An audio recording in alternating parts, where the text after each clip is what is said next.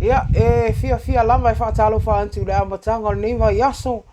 Ia, le whaai ui wina le maasina le nei muri o le tau sanga maa lol fo lau. Maa lol lava le tau watai. Sio tātou watinu e maise o pa anga lau loa bei. Ia, usi mai lola u whaafonga o se tepa nei a tātou tala mai Samoa e pei o na maasani ai i le aso ma le aso. O le asfaraina le vai aso ni sa imvai atu nei lea na toi o sfai ai fo ia leo se fale i vai tele. Ma tau fia mai ai ni tangata sto afitu na mawantu ai leo sfainga a to ai mani fuala au whaasai no le aisa po le methamphetamine ma le marijuana whaapea ai mapaipa po le paraphernalia le e wha o ngai ulai le la au whaasai no le aisa. E toa liman ta maloloa man ta mai tai stoa lua lea na tau fia whaatasi mai leo i le nei au sfainga ma o lo il to ese i taan malala le teminei e whaatali ai se aso le tau sanga fau e tutu lai ai luma le whaamsinonga mawalunga. O le nei os whainga na whaamaunia mai le awhionga le sui komisina o leo ia au apa au longo i tino Filipo. Mai le i mawhai o nei au ili inina mai. Tangata i o tau fia, ai po fea foi, a fio anga i o mai ai. O le whalele nei vai tele mo le sila fia le au whaafonga. Le a whaina os whaia i leo le masino i ulai o tau sanga le nei. Le ana tau fia mai eni ali isto a wha, ma se tamai ta isto a tasi.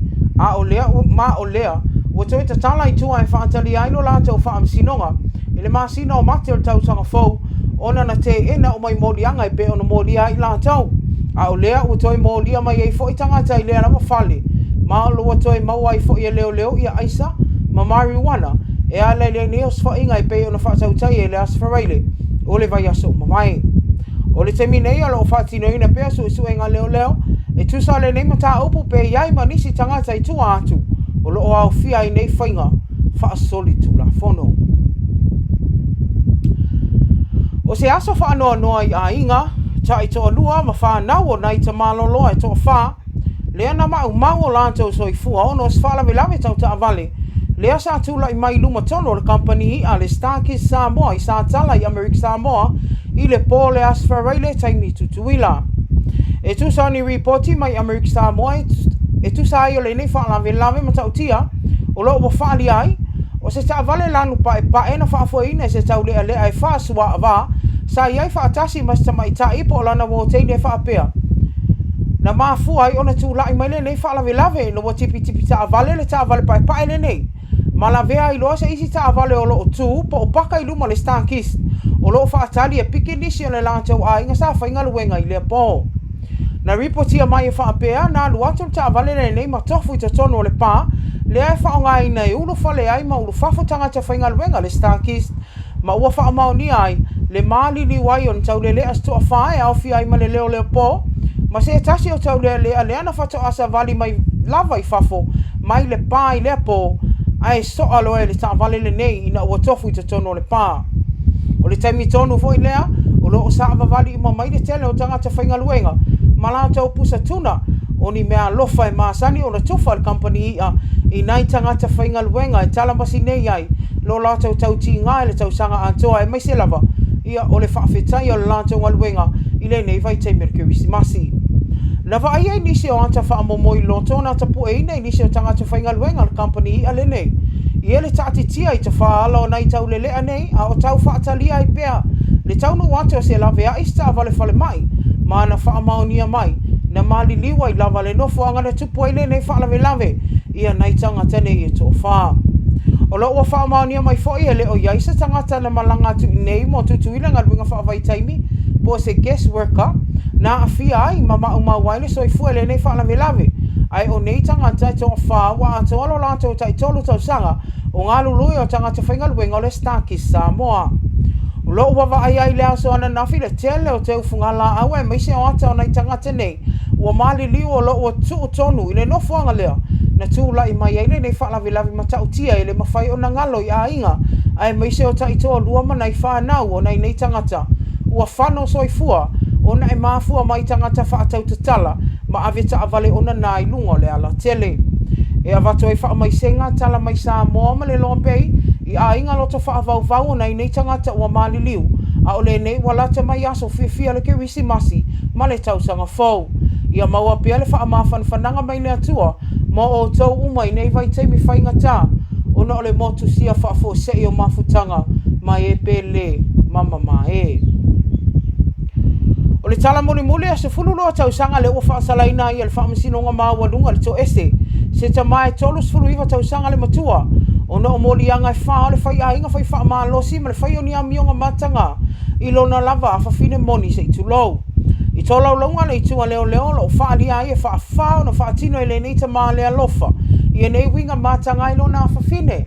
A o le taimile na whato a iwa tausanga o si nei tēnei titi. Sa a veno na whaatu tuanga i leo lo moli e tau sia o ia. Ma wa aia wha le leilo na saunga le mu peitai. O le o toi pū lava le wa au tia ia tia. Ina ua ia whaatino ina nei winga matanga a whaasori tu la whono. O le nei mata upu na Fofogaina i lumola na fionga le tamaitai whaamasino. Ia le tolonga tāta whai malo le lani tuala Warren. Le ana ia tu ina tu ai se whaasalanga sifulua tausanga i tuli le tamale nei to ese. Ina ia ona iloa ina ile leanga te leo ana soli ngā tu la whono sa whaia. Ilona lava awhawhine na whanau ilona manawa. Na whaadia le fionga le whaamasino ia tolonga tā.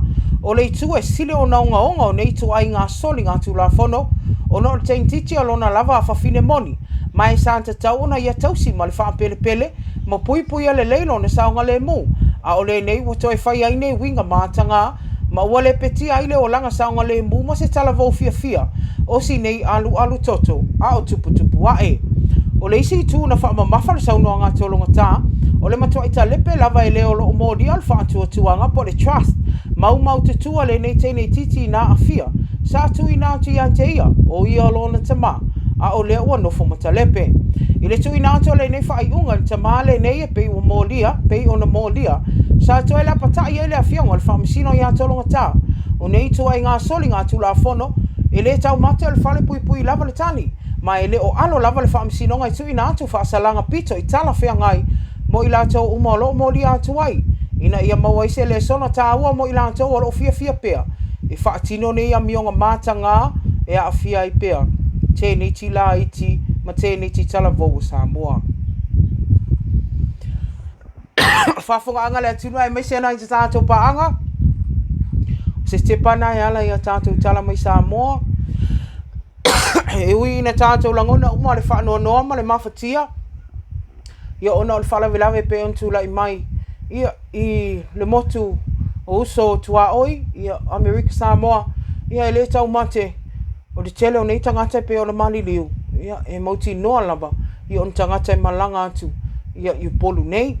O lea e pei o na amatu i wha whananga nei fo ia o nanga. Ia o nei e maofa fo i le loto i nei toa i ngā whalawe lave.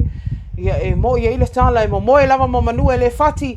E sau mala e ati ae. Ia iai pe alfa ma whananga le atua i a inga loto wha vau. E mise o nei whanau ma taitu o lua o na le wala aupa ia le atua e ala le ni whalawe lave.